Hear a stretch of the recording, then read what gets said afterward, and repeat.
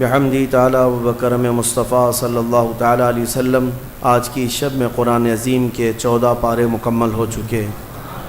اللہ عز و جل بقیہ قرآن عظیم کو صحیح تجوید سے تلاوت کرنے اور آپ کو سماعت کرنے کی توفیق عطا فرمائے۔ میرے عزیزو، رمضان المبارک کا ایک عشرہ ختم ہو چکا اور ہم دوسرے عشرے میں آ چکے ہیں۔ مولا کریم عشرہ رحمت کے بعد ہم سب کو عشرہ مغفرت کی بھی برکتیں عطا فرمائے۔ 14ویں پارے میں آپ نے سورہ حجر کی تلاوت سماعت کی۔ اس بلیغ فصیح کتاب قرآن عظیم کی ہمیشہ حفاظت فرمائے گا، اور اس کی حفاظت کے طریقے آپ دیکھ رہے ہیں۔ آج دنیا میں سب سے زیادہ پڑھی جانے والی کوئی کتاب ہے تو قرآن پاک ہے۔ قرآن مقدس سے زیادہ کوئی کتاب نہیں پڑھی جاتی۔ یہ ہمارا نہیں، دوسروں کا سروے بھی بتاتا ہے، کیونکہ دنیا میں جو بھی کتابیں لکھی گئی ہیں، ایک بار اگر آپ نے اس کتاب کا مطالعہ کر لیا تو آپ اٹھا کر کے رکھ دیتے ہیں کہ ہاں میں نے اس کتاب کو پڑھ لیا۔ اگر اچھی لگی تو دوبارہ پڑھ لیا، اور اچھی لگی تو 3 بار پڑھ لیا۔ لیکن قرآن کا معاملہ ایسا نہیں کہ ایک بار مطالعہ کر کے رکھ دیا، بلکہ ہر آیت کو 100 مرتبہ بھی پڑھے تو بندہ اس میں تازگی محسوس کرتا ہے کہ اس میں ثواب ہے، اس میں ثواب ہے۔ اور قرآن کبھی پرانا نہیں لگتا۔ ہر سال آپ قرآن رمضان میں سنتے ہیں، کبھی آ کر کے کسی حافظ سے یہ نہیں کہتے اس سال کچھ نیا سناؤ، آپ یہ نہیں کہتے، بلکہ ہر سال حافظ سے الحمدللہ سے ہی سنتے ہیں اور والناس تک ہی سنتے ہیں۔ بلکہ اگر حافظ نے بیچ میں کہیں ادھر ادھر کی دوسری سنا دی تو آپ پکڑتے بھی ہیں، نہیں ہمیں صرف وہی سننا ہے جو میرے مولا نے اپنے رسول پر اتارا۔ تو قرآن عظیم کے سننے کا بھی اور تلاوت کرنے کا بھی پوری دنیا میں سب سے زیادہ ریکارڈ ہے، سب سے زیادہ تلاوت کی جانے والی کتاب ہے۔ اس کے علاوہ اس کا دوسرا ریکارڈ میں آپ کو بتاؤں، پوری دنیا میں سب سے زیادہ یاد کی جانے والی کتاب بھی قرآن پاک ہے۔ اس سے زیادہ کسی کتاب کو یاد نہیں کیا جاتا، یعنی حفظ کرنا، اس کو برزبانی، اس کو بائی ہارٹ ہمیشہ اپنے اندر محفوظ رکھنا، یہ کسی بھی کتاب کے ساتھ نہیں۔ حتیٰ کہ یہ صرف میں مسلمانوں کی بات نہیں کر رہا ہوں، تمام ادیان اور تمام مذاہب کی بات کر رہا ہوں۔ عیسائیوں کو انجیل یاد نہیں، یہودیوں کو تورات یاد نہیں، ہندوؤں کو وید اور ان کے بڑے بڑے پران یاد نہیں، لیکن مسلمانوں میں لاکھوں بچے ہیں جو قرآن پاک اپنے سینے میں رکھتے ہیں۔ 7 سال کے بچے سے لے کر 70 سال تک کے بوڑھے تک بھی آپ کو حافظ قرآن ضرور ملیں گے۔ اور ایک بات اس کی خصوصیت یہ ہے کہ چاہے بائبل ہو یا کوئی بھی دوسری کتابیں، جتنی بھی مقدس کتابیں ہیں، اس کے پڑھنے والے خاص لوگ ہوتے ہیں، اس کے پڑھنے والے خاص لوگ ہیں، کسی ایک ذات سے، کسی ایک برادری سے تعلق رکھتے ہیں۔ ویدوں کو اور ان کی مقدس پرانوں کو چھونے والے، اٹھانے والے، پڑھنے والے پنڈت ہوا کرتے ہیں، اور برہمن خاندان سے ہوا کرتے ہیں، مخصوص لوگ ہوتے ہیں۔ اسی طرح سے بائبل کے اور تلمود کی اور تورات کی آیتوں کو یاد کرنے والے ایک خاص طبقے کے لوگ ہوا کرتے ہیں، اور بھی دیگر جگہ آپ دیکھیں۔ لیکن قرآن کی یہ خصوصیت ہے کہ یہ کسی خاندان سے خاص نہیں کیا گیا کہ قرآن صرف سید لوگ ہی پڑھیں گے، پٹھان نہیں پڑھے گا۔ قرآن کی یہ خصوصیت ہے کہ اگر کسی کسان کا بچہ بھی اٹھا لے تو حافظ قرآن بنتا ہے، اور اگر وہ حافظ قرآن بن گیا تو ہمیں اسے امام بنانے میں کوئی شرم کی بات بھی نہیں ہے۔ ہمارے یہاں یہ کاسٹزم نہیں ہے، یہ نہیں ہے قرآن کی یہ خصوصیت۔ اس کا ایک اور ریکارڈ میں آپ کو بتا دوں، سب سے زیادہ پڑھی جانے والی، سب سے زیادہ سنی جانے والی، سب سے زیادہ یاد کی جانے والی کتاب، اور دنیا میں سب سے زیادہ پرنٹ ہونے والی، چھپنے والی بھی کتاب قرآن پاک۔ سب سے زیادہ چھپنے والی کتاب قرآن عظیم، کروڑوں کی تعداد میں۔ اور ایک ریکارڈ میں اس کا بتاؤں قرآن عظیم کو، کہ دنیا میں اور بھی نسخے پرانے جو رکھے گئے ہیں پرانی کتابوں کے، کوئی 400 سال پرانا نسخہ، کوئی 300 سال پرانا نسخہ پہلے زمانے کے جو ہاتھوں سے لکھے ہوئے موجود ہیں، لیکن صرف اور صرف قرآن کی یہ تخصیص ہے کہ جو سیدنا عثمان غنی رضی اللہ تعالیٰ عنہ نے اپنے ہاتھوں سے لکھا وہ آج بھی ترکی میں محفوظ ہے، اور اس کی لیبارٹری میں جانچ بھی ہو چکی ہے فورینسک، اور اس کی پرانا ہونے کی تصدیق بھی سائنس نے کر چکی ہے۔ قرآن پاک کا اصل نسخہ آج بھی موجود ہے جو حضور کے زمانے میں تھا، تو اس کی یہ خصوصیت ہے۔ اس کے علاوہ میں آپ کو بتاؤں قرآن کی اگر اللہ نے حفاظت کے طریقے جو رکھے ہیں، اللہ اکبر، بہت الگ انداز کے ہیں۔ شاید دنیا میں کوئی کتاب ایسی نہیں ہوگی جس کے سورے گنے گئے ہوں، جس کے پارے گنے گئے ہوں، جس کے رکوع گنے گئے ہوں۔ قرآن کو پوری طرح سے بند کر کے رکھا گیا ہے۔ 30 پارے ہیں، 114 سورے ہیں، 540 رکوع ہیں، یہ سب گن کر کے رکھے گئے۔ اتنا ہی نہیں، آیتیں بھی گنی جا چکی ہیں، آیتیں بھی محفوظ ہیں۔ پورے قرآن پاک میں 6600 جو سم تھنگ آیتیں ہیں، سب محفوظ ہیں۔ یہ تو ہو گیا پارے، سورے، رکوع اور آیتیں، حتیٰ کہ محققین نے حروف بھی گن کے رکھے ہیں۔ حروف تو چھوڑیں، جتنے زبر آئیں وہ بھی گنے جا چکے ہیں، زیر کتنے آئیں وہ بھی گنے جا چکے ہیں، پیش کتنے ہیں وہ بھی گنے جا چکے ہیں۔ یہ سب ہونے کے بعد پورے قرآن میں نقطے کتنے ہیں یہ بھی گنے جا چکے ہیں۔ اب اور مجھے بتاؤ کوئی اور کتاب لا کر دکھاؤ جس کی حفاظت کا اتنا اہتمام کیا گیا ہو۔ کوئی ہے کتاب اتنا اہتمام کیا گیا ہو کہ اس کی ایک ایک ذرے کو محفوظ رکھا گیا ہو؟ اتنے احترام کے ساتھ اور اہتمام کے ساتھ قرآن کی حفاظت کی گئی ہے۔ پھر بھی یہ چھپے ہوئے قرآن کو اگر کوئی سمجھتا ہے کہ اس کو پھاڑ دینے سے، جلا دینے سے، ختم کرنے سے قرآن چلا جائے گا، تو وہ منحوس اور ایسا بیوقوف جس کو جو عقل سے پیدل ہے، اسے سمجھ نہیں کہ قرآن جو ہے یہ چھپے ہوئے کتاب میں یا اوراق میں جو ہے، اسے نہیں کہتے، یہ مصحف ہے، یہ مصحف ہے۔ قرآن علم الہی کا نام ہے، اللہ کے علم کا نام ہے قرآن۔ اگر تم مٹا سکتے ہو تو پھر مٹا کر دکھاؤ۔ وہ اللہ کے علم کو قرآن کہتے ہیں۔ اب آؤ، دنیا کی شاید ہوئی کوئی کتاب ہو، اور اس کا ایک ریکارڈ میں بتا دوں، اور ایک ریکارڈ جس نے اتنے چیلنج کیے ہوں اور کتاب میں اپنے زمانے سے لے کر آج تک وہ چیلنج برقرار ہوں اور اس کا جواب اب تک کوئی نہیں لا سکا ہو، کوئی اور کتاب نہیں، صرف قرآن۔ پہلا چیلنج اترتا ہے، قل ان کنتم فی ریب مما نزلنا علی عبدنا فأتوا بسورۃ من مثلہ۔ اے لوگو، اگر تم کو شک ہے جو کچھ ہم نے اپنے بندے پر اتارا ہے، اپنے رسول پر اتارا ہے، یہ قرآن میں اگر تم کو لگتا ہے کہ یہ کہیں اور سے آیا ہوا ہے، تو لاؤ اس کے طرح کی ایک سورہ تم بھی بنا کر۔ یہ چیلنج چلتا رہا، نہیں آیا۔ دوسرا چیلنج آیا ہے، قل فأتوا بعشر سور مثلہ۔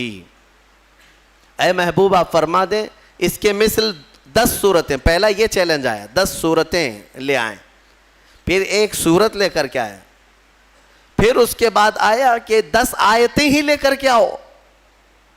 یہ تک چیلنج آج بھی قرآن پاک میں تلاوت ہو رہا ہے باضابطہ، اور بدلنے والے اس میں قرآن پاک کو یہ تو کہہ گئے کہ اس میں آتنک ہے، اس میں دہشت ہے، فلاں ہے۔ میں ان سے پھر کہتا ہوں پھر قرآن اٹھاؤ، پھر قرآن اٹھاؤ، اور پھر اگر تمہاری ہمت ہے تو اس طرح کا دوسرا قرآن تیار کر کے دکھا دو۔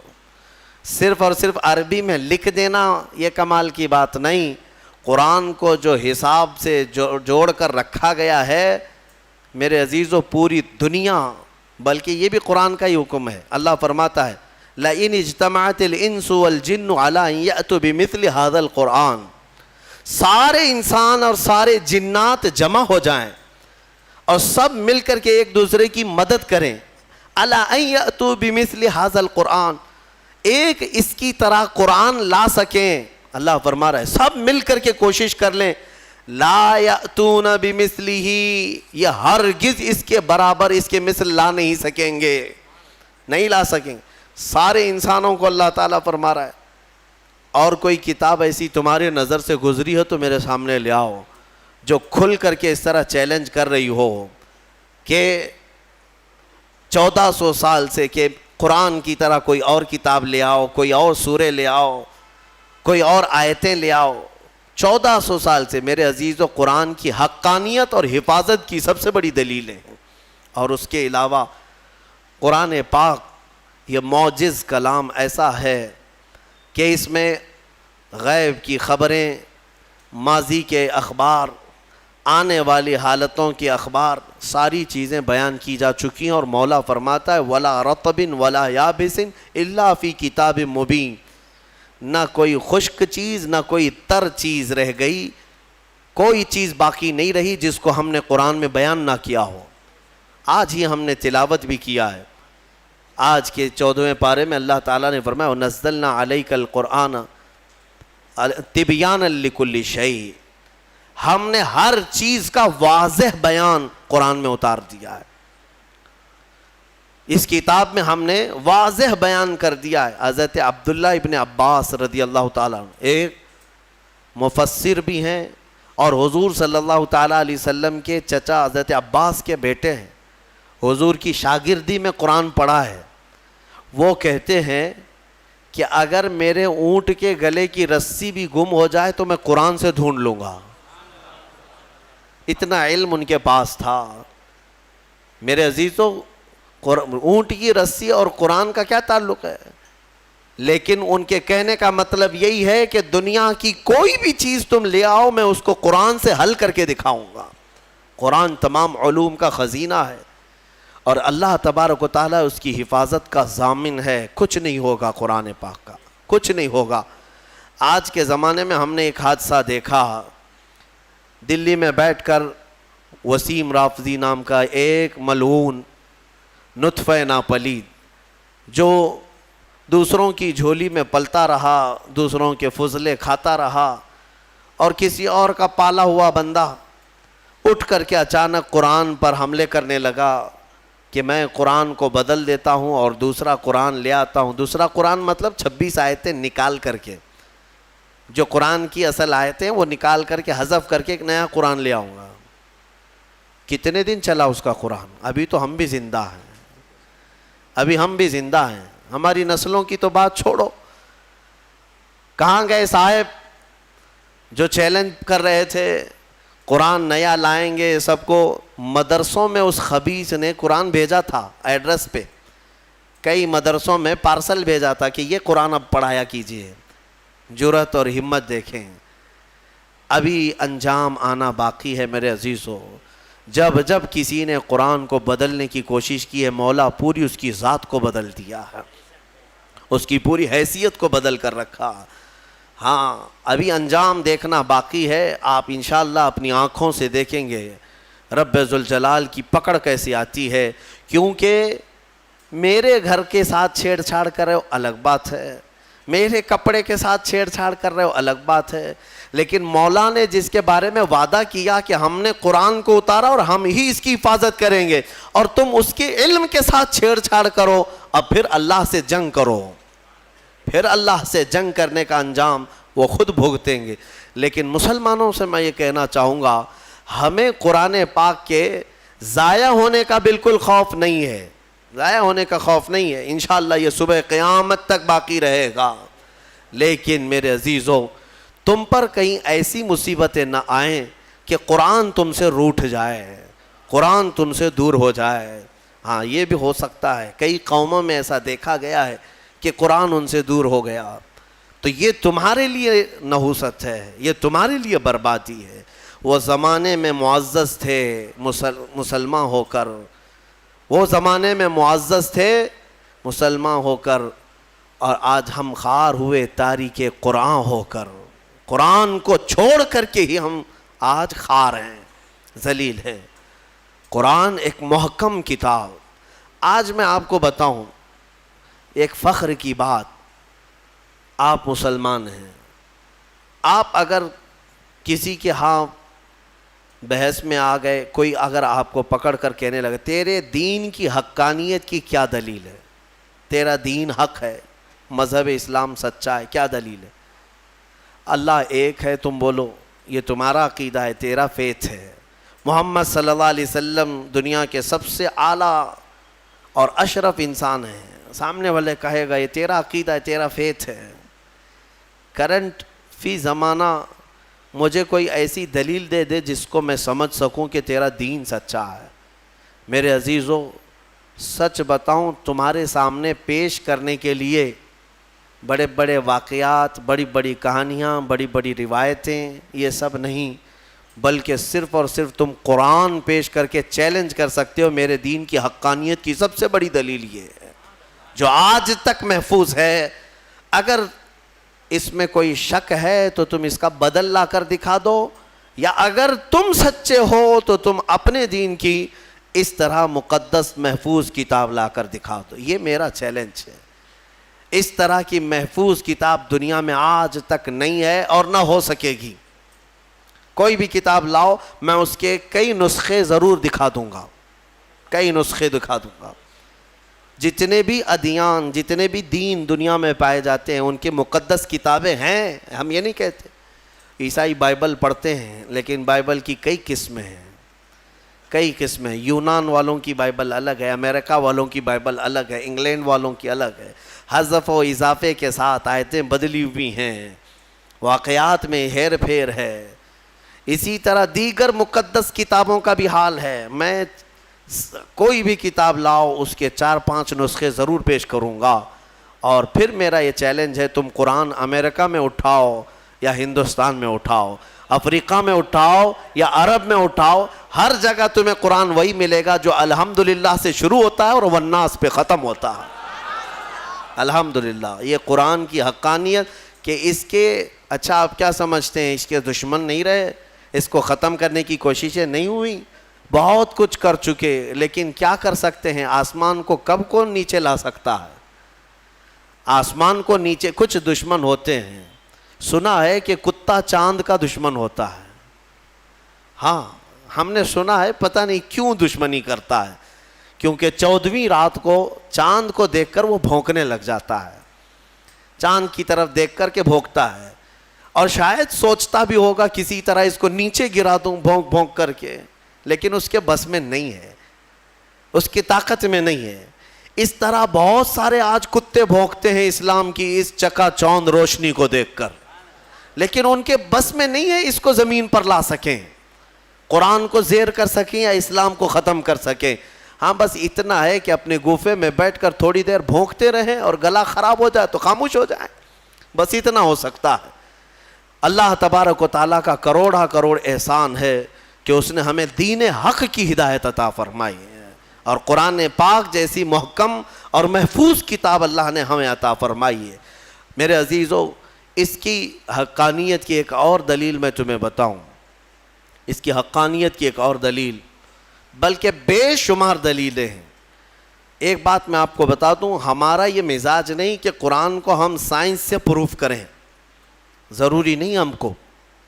ہم قرآن کو پروف کرنے کے لیے سائنس، فزکس، کیمسٹری، جغرافی، میتھس، ان سب کے سہارے لینا یہ ہمارا مزاج نہیں، لیکن اگر کوئی اس بات کا تقاضا کرے کہ کیا قرآن میں میتھس بھی ہے، کیا قرآن میں سائنس کی تھیوریز بھی ہیں، تب پھر ہم اس کو دلیل کے طور پر کچھ چیزیں پیش کرتے ہیں، ورنہ قرآن کی حقانیت کو ثابت کرنے کے لیے ہم یہ سب چیزوں کے محتاج نہیں ہیں۔ میں آپ کو بتاتا ہوں قرآن پاک کی وہ حقانیت۔ اچھا، یہ سب سے بڑی دلیل یہ ہے، اگر کوئی کہتا ہے کہ یہ محمد صلی اللہ تعالیٰ علیہ وسلم نے اپنی طرف سے لکھ دیا، اپنی طرف سے جمع کر دیا، تو بھی میرے عزیزو، عرب والے یہ بات کہہ سکتے تھے جو ان کے زمانے میں موجود تھے، کسی نے نہیں کہا۔ جو ان کے جانی دشمن تھے وہ بھی نہیں کہہ سکے، کیونکہ سبوں نے دیکھا کہ اللہ نے انتظام ہی ایسا کیا کہ پوری زندگی میرے آقا صلی اللہ تعالیٰ علیہ وسلم کسی کے ہاں درس لینے کے لیے گئے ہی نہیں. ہمارے نبی کی خصوصیت کیا ہے؟ امی. ہم پڑھتے ہیں نا حضور کے نام پر درود، صلی اللہ علی النبی الامی. امی کسے کہتے ہیں؟ امی کا مطلب ہے جو کسی سے نہ پڑھا ہو، جو کسی سے نہ پڑھا ہو. سنبھل کر کے ترجمہ کرنا. کچھ بدبخت یہاں پر حضور کو بغیر پڑھا لکھا کہتے ہیں. وہ بغیر پڑھے لکھے تھے، نعوذ باللہ. یہ جاہل کیا سمجھے جو پوری کائنات کا معلم بن کر کے آیا ہو، جس کے بارے میں قرآن کہتا ہے الرحمن علم القرآن، وہ رحمان ہے جس نے قرآن تمہیں سکھایا ہے، تم اس کو بے پڑھا لکھا کہتے ہو. امی کا مطلب بے پڑھا لکھا نہیں. جس نے ایسا کہا وہ دنیا کا سب سے بڑا جاہل ہے، سب سے بڑا جاہل ہے. دیکھیں دونوں میں فرق میں آپ کو بتاتا ہوں.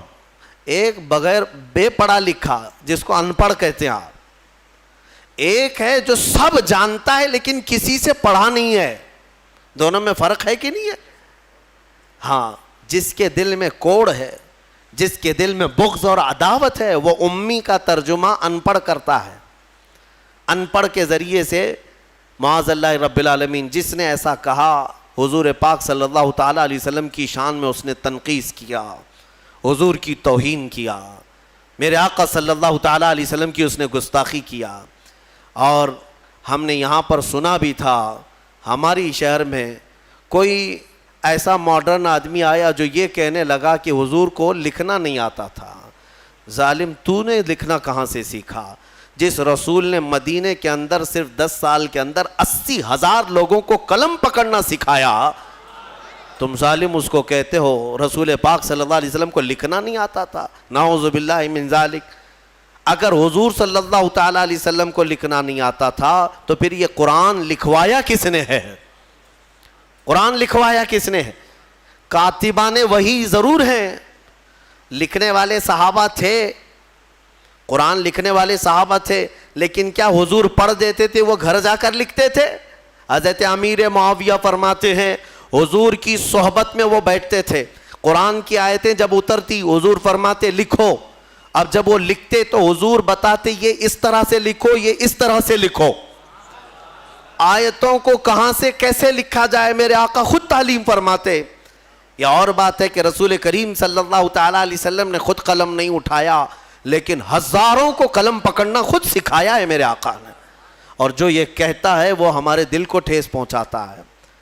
اے سنی مسلمانوں، نبی پاک صلی اللہ تعالیٰ علیہ وسلم کو لکھنا نہیں آتا تھا. نعوذ باللہ من ذالک. قرآن جن کے بارے میں کہہ رہا ہے وَعَلَّمَكَ مَا لَمْ تَكُنْ تَعْلَمْ، اے رسول ہم نے آپ کو وہ سب سکھا دیا جو آپ نہیں جانتے تھے.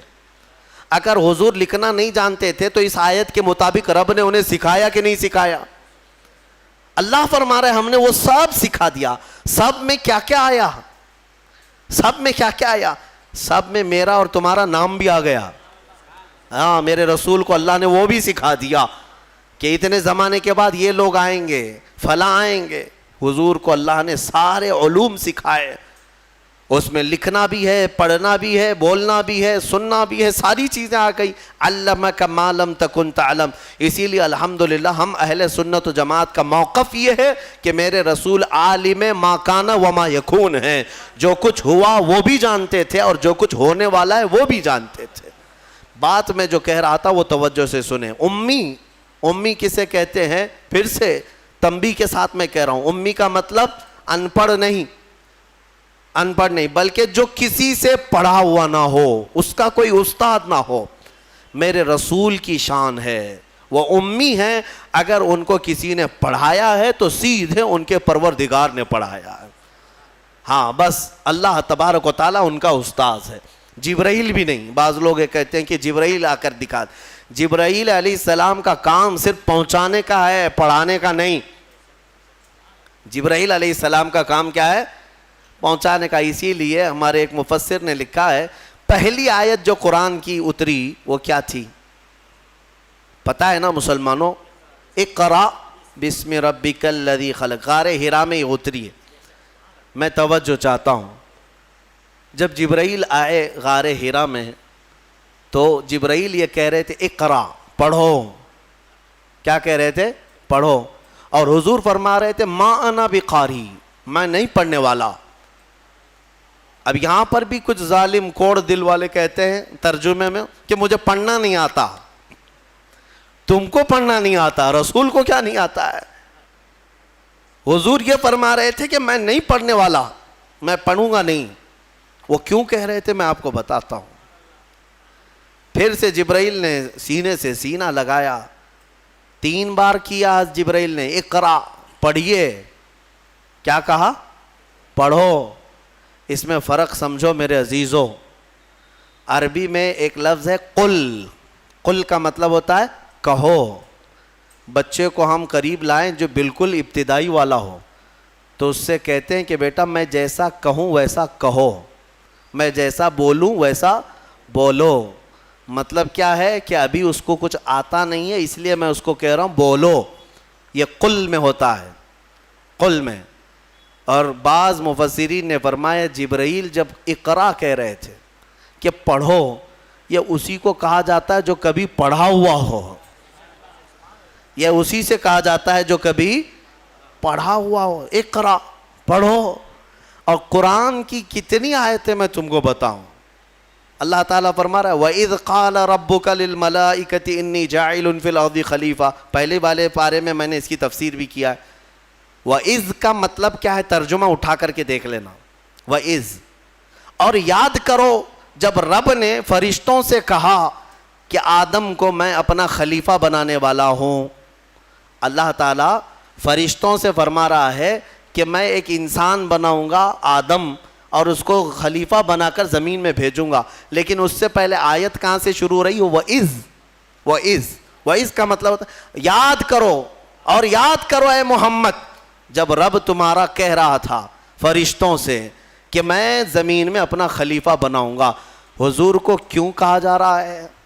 حضور کو یہ کیوں کہا جا رہا ہے؟ اور یاد کرو مطلب یہ ہے کہ اے محبوب کیا آپ بھی تو تھے اس وقت نورانی حالت میں، نور کی کیفیت میں آپ بھی تھے. وہ یاد کریں آپ جب رب فرما رہا تھا.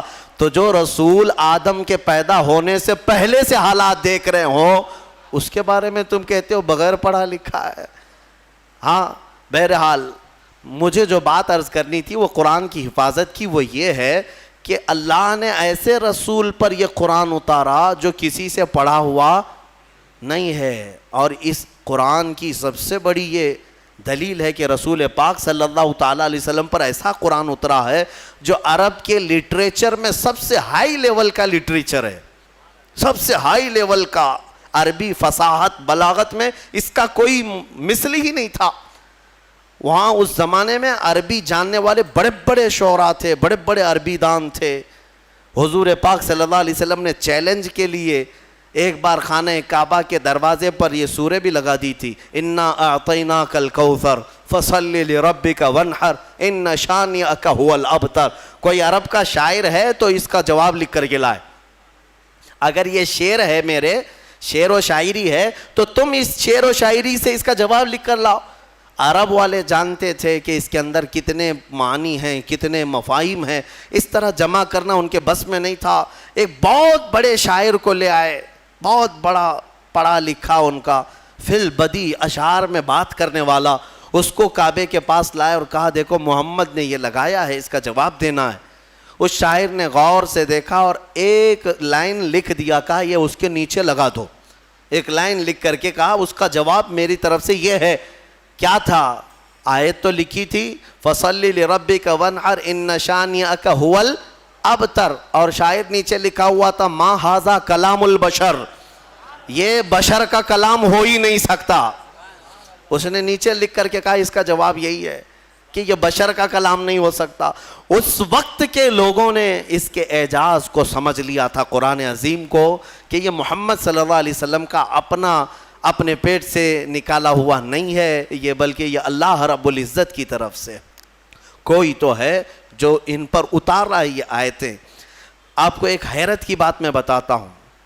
امریکہ کا جو انکشاف ہوا یہ تو بہت سالوں بعد پتہ چلا نا کہ اس طرف بھی ایک دنیا ہے. بہرحال اٹلانٹک اوشین میں جو یعنی سمندری سفر کا ماہر ایک بڑا مورخ بھی ہے، دانشور بھی ہے، پڑھا لکھا آدمی ہے، اور وہ سائنٹسٹ بھی ہے.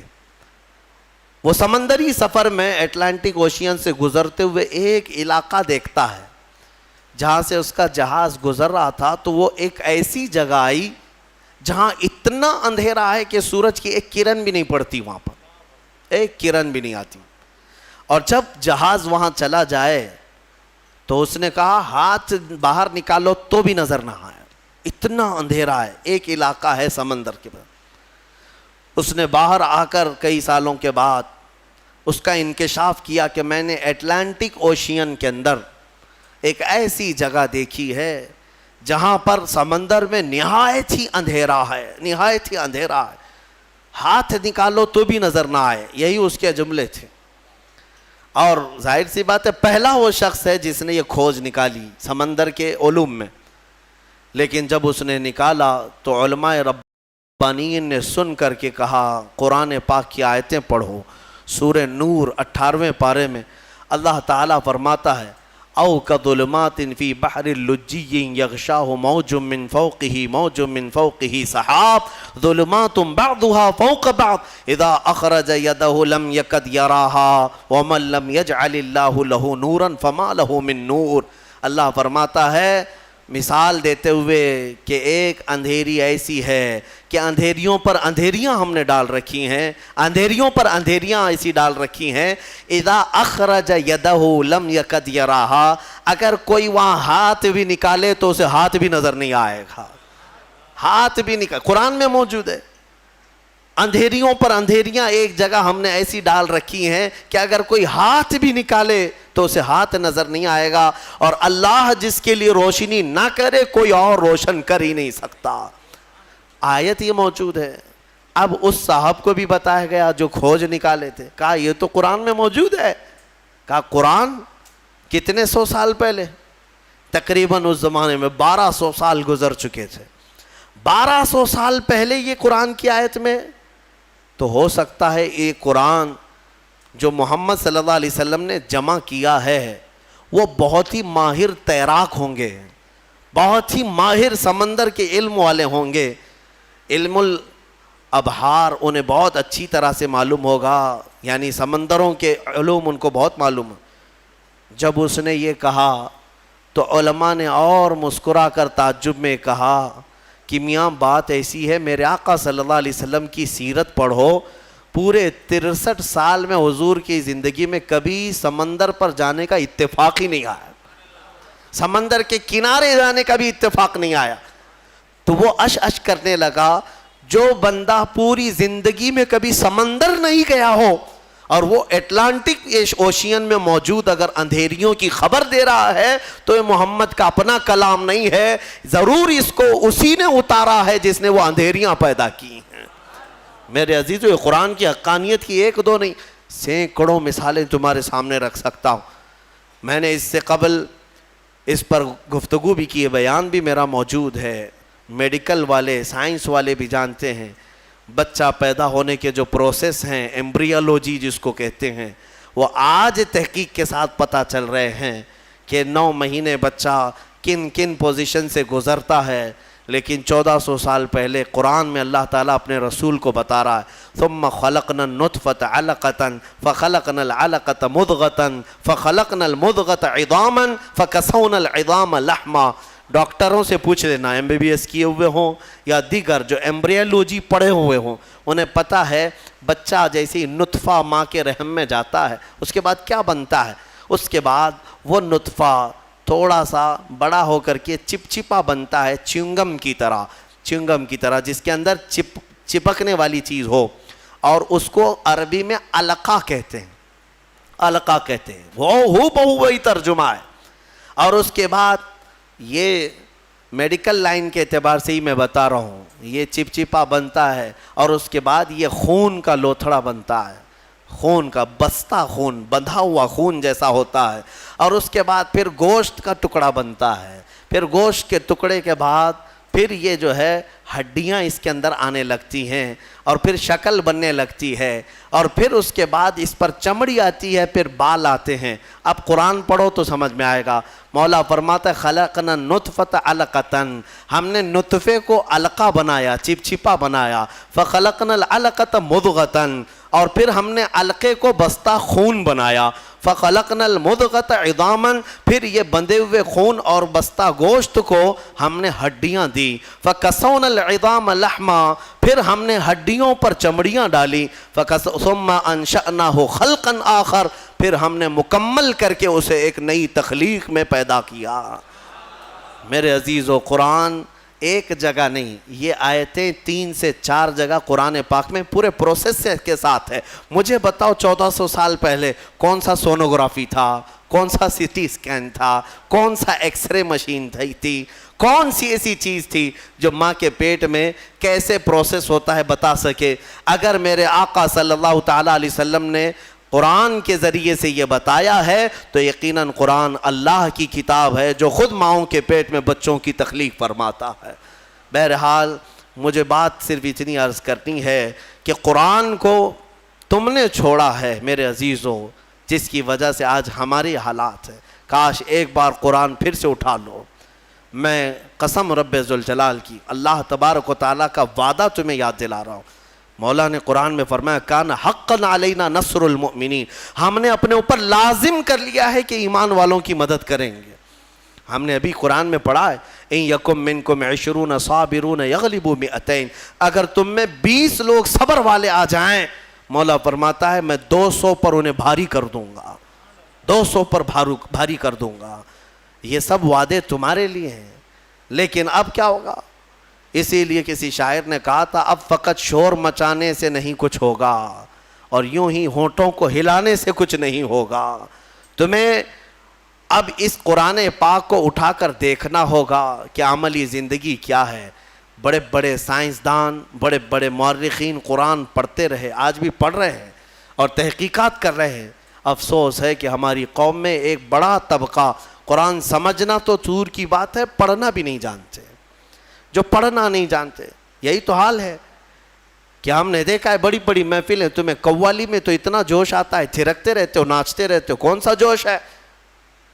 ہاں، تم یہاں پر کسی محفل میں بیٹھ کر کے کچھ اشعار سنو تو تمہارے جسم میں وجد آنے لگتا ہے۔ بعض لوگ یہ کہتے ہیں یہ وجد ہے، وجد ہے۔ ارے اللہ کا کلام سن کر کوئی وجد نہیں آیا، قرآن پاک سننے کے بعد تمہارے رونگٹے کھڑے نہیں ہوئے، کیا کھڑے ہوں گے؟ سمجھ میں آتے تو نا۔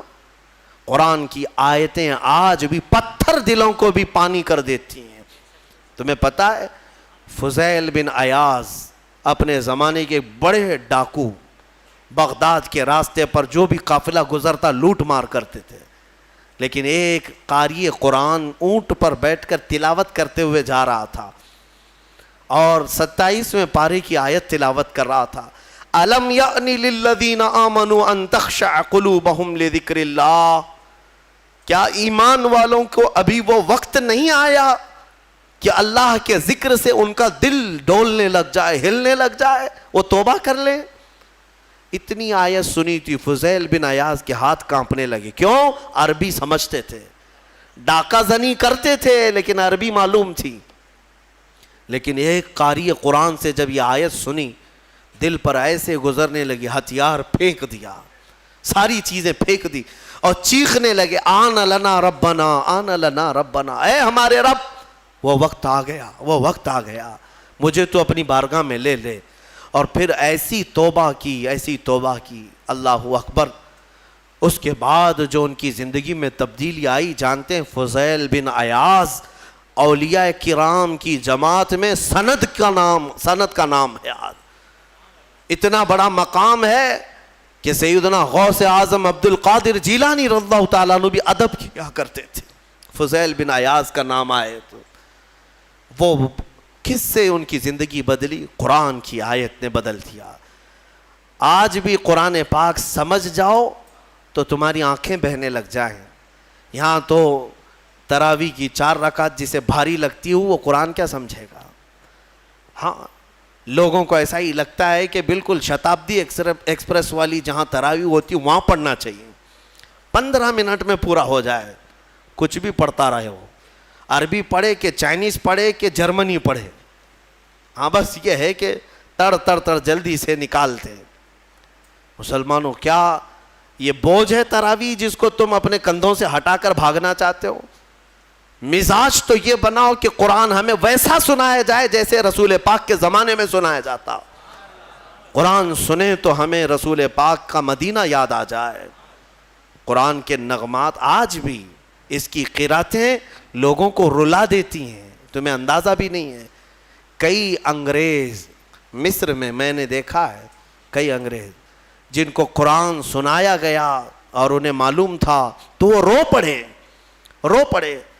ایک فرانس کا بہت بڑا ڈاکٹر تھا اسکندریہ میں, ایک ہمارے بڑے شیخ ہیں, وہ قرآن کی تلاوت کرتے تھے تو وہ اپنی ڈاکٹریٹ پہ بڑا فخر کرتا تھا. صرف وہ حضرت کی قرآن کی تلاوت سننے کے لیے وہ باہر کھڑا رہتا. کئی دن کے بعد وہ ساری چیزیں چھوڑ کر کے اندر آیا اور کہا اس کی جو مٹھاس ہے اور اس کی جو لذت ہے مجھے دنیا میں کہیں نہ ملی, مجھے اسی دامن میں داخل کر لیا جائے. کئی ایسے لوگ ہیں جنہوں نے قرآن پاک کو سن کر کے اپنی زندگیاں بدل لیں. تمہیں کیا ہو گیا؟ قرآن کو اتنا اوپر رکھ دیا کہ ہاتھ بھی نہ جائے. تمہارے فریج اور ٹی ویاں تو صاف ہوتی ہیں, قرآن پر تو پتہ نہیں کتنی گرد و غبار لگی ہوئی ہے. ہاں ابھی رمضان میں اس کو صاف کر دیا ہوگا, اٹھایا ہوگا. قرآن تم کب اٹھاتے ہو؟ قسم کھانے کے لیے. جھگڑا ہو جائے دیکھو میں قرآن کی قسم کھا رہا ہوں. یا پھر کب قرآن اٹھاتے ہو؟ جب کسی کی میت ہو جائے, جلدی لاؤ قرآن. ارے یہ زندوں کے لیے اترا ہے قرآن, مردوں کے لیے نہیں. قرآن زندوں کے لیے نا. ہاں مردوں کو ایصال ثواب تو ضرور کرائیں گے ہم, فائدہ تو پہنچے گا تلاوت کا, لیکن یہ ایصال ثواب کے لیے ہی نہیں. قرآن کہتا ہے ھدی للمؤمنین, مومنوں کی ہدایت کے لیے آیا ہے. ہدایت چھوڑ کر کے تم دکان کی اوپننگ کے لیے, گھر کی ٹھنڈک کرانا ہے, اوپننگ کرانا ہے, اور پھر ماں باپ کی میت ہو گئی ہے, اور پھر کیا ہے جھگڑے میں قسم کھانا ہے. یہی ساری چیزیں قرآن اٹھانے کی ہے. قرآن عظیم اللہ تعالیٰ کا وہ عظیم تحفہ ہے کہ پوری زندگی بھر اس پر رشک کرو گے تو بھی کم ہے. آج پوری دنیا میں کسی قوم کے پاس یہ کتاب نہیں ہے جتنی محکم کتاب تمہارے پاس ہے. سینہ تان کر کے کہہ سکتے ہیں ایسی کتاب کسی کے پاس نہیں ہے. اتنا بڑا ذخیرہ تمہارے پاس ہے اور تم اس کو پیچھے ڈالے ہوئے ہو. بچپن میں ہمارے بچوں کو جب مدرسہ بھیجتے ہیں ہم تو قرآن سینے سے لگا کر بھیجتے ہیں نا. بچہ سینے سے لگا کر کے آتا ہے قرآن, لیکن چندی دنوں کے بعد جب ہم بڑے ہونے کے بعد دیکھتے ہیں اسکول جانے کے وقت بچہ تو سارا بستہ پیٹھ پر رکھا رہتا ہے. ہوتا یہی ہے نا, بستے میں ساری بکس کتابیں پیٹھ پر رکھا رہتا ہے, لیکن مدرسہ جب آتا ہے تو قرآن سینے سے لگا کر آتا ہے. شاید بڑوں نے, ہمارے بزرگوں نے یہ رواج رکھا ہوگا کہ بیٹا قرآن ہمیشہ سامنے ہونا چاہیے, قرآن ہمیشہ مقدم رہے, بعد میں سب. لیکن بڑے ہونے کے بعد یہ سامنے والی چیز پیچھے ڈال دیتا ہے, پیچھے والی چیز کو ہی اہمیت دینے لگتا ہے. ایک بات یاد رکھو, میں نہ کالج کا مخالف ہوں, نہ اسکول کا مخالف ہوں, نہ یونیورسٹی کا مخالف ہوں. ہاں کوئی بھی کالج کا, یونیورسٹی کا, کہیں کا اسٹوڈنٹ ہو میرے ساتھ بیٹھے, میں اس کے ساتھ انشاءاللہ ڈسکس ضرور کروں گا ہر ٹاپک پر. لیکن یہ برکت ہے صرف قرآن کی. الحمدللہ ہم نے قرآن پڑھا ہے تو قرآن کی برکت سے اللہ نے ہمیں سائنس کی بھی سمجھ عطا کی ہے, ہمیں میتھس بھی آتا ہے, ہمیں جیومیٹری بھی آتی ہے, ہمیں فزکس بھی آتا ہے تھوڑا بہت. میں یہ فخر کے لیے نہیں کہہ رہا, نہ ہی یہ غرور کے لیے کہہ رہا ہوں, بلکہ جو کچھ بھی اللہ نے ہمیں شدھ بدھ دی ہے وہ قرآن کی برکت سے عطا کیا. اور اعلیٰ حضرت فاضل بریلوی رضی اللہ تعالیٰ عنہ خود فرماتے ہیں ایسی ایسی کتابیں انہوں نے لکھ رکھی ہیں کہ آج کی بڑی بڑی یونیورسٹیوں کے پروفیسر حل نہیں کر پا رہے ہیں. ان کے میتھس کے بڑے بڑے ٹف فنڈے نہیں حل کر پا رہے ہیں. قبلہ پہچاننے کے علوم آج بھی کتاب لکھی ہوئی ہے, جیومیٹری پر لکھی ہوئی ہے, علم رمل پر, علم جفر پر اور زیجات پر, ایسے ایسے علم ہے جس کے نام بھی تم نے نہیں سنے ہوں گے.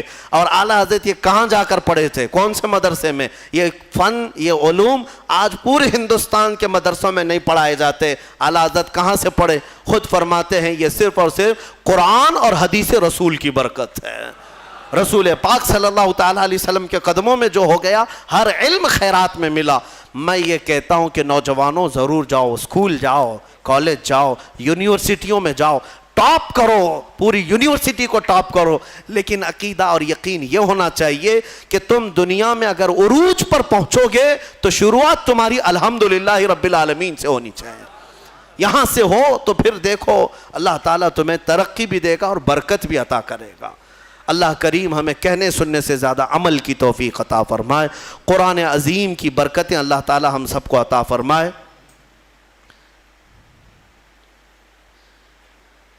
ایک سوال ہے، یہ ہر نماز کے بعد یہاں پر جو تسبیح پڑھی جاتی ہے سبحان اللہ وبحمدہ سبحان اللہ العظیم وبحمدہ استغفر اللہ، یہ بخاری شریف کی حدیث ہے، بخاری شریف کی حدیث ہے، صحیح کتاب۔ حضور پاک صلی اللہ تعالیٰ علیہ وسلم نے فرمایا جس نے دن میں یہ 100 مرتبہ پڑھ لیا، دن بھر جو کچھ بھی کیا گیا تھا سب اللہ معاف فرمائے گا۔ تو رواج یہ دیا جاتا ہے کہ 5 وقت کی نمازوں میں اگر تم سے 50 یا 55 مرتبہ ہو جائے، 11 مرتبہ پڑھتے ہیں، باقی کا بچا ہوا اپنے رات میں سونے کے وقت پڑھ لو تاکہ دن بھر کی خطائیں معاف ہو جائیں۔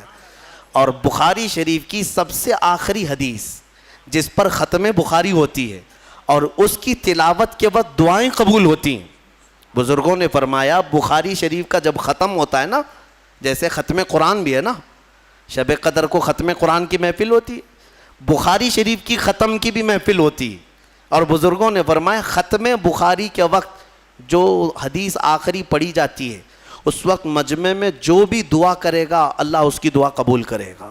وہ کیا پڑھی جاتی ہے؟ بخاری شریف کی آخری حدیث، میرے آقا صلی اللہ علیہ وسلم نے فرمایا کلمتان حبیبتان الی الرحمن خفیفتان علی اللسان ثقیلتان فی المیزان سبحان اللہ وبحمدہ سبحان اللہ العظیم۔ میرے آقا فرماتے ہیں 2 کلمے ایسے ہیں جو رحمان کو سب سے زیادہ پیارے ہیں اور زبان پر سب سے ہلکے ہیں اور میزان میں سب سے بھاری ہیں۔ زبان پر بہت ہلکے ہیں، میزان پر سب سے بھاری ہیں۔ وہ 2 کلمے کیا ہیں؟ میرے آقا فرماتے ہیں سبحان اللہ وبحمدہ ایک کلمہ، سبحان اللہ العظیم دوسرا کلمہ۔ یہی ہے۔ ایک دوسری حدیث میں آگے وبحمدہ استغفر اللہ کا بھی اضافہ ہے۔ بہرحال یہ اس کی فضیلت آپ نے پوچھا اس لیے میں نے عرض کیا۔ آج بھی بحمدہ تعالی خانہ کعبہ کے پاس کثرت سے پڑھی جانے والی تسبیح بھی یہی ہے۔ پورے خانہ کعبہ کے غلاف پر اگر کوئی تسبیح لکھی ہوئی ہے تو صرف سبحان اللہ وبحمدہ سبحان اللہ العظیم، یہی آپ دیکھیں گے۔ اللہ تبارک و تعالیٰ اس تسبیح کی برکت سے ہمارے گناہوں کو معاف فرمائے۔ السلام علیکم ورحمۃ اللہ۔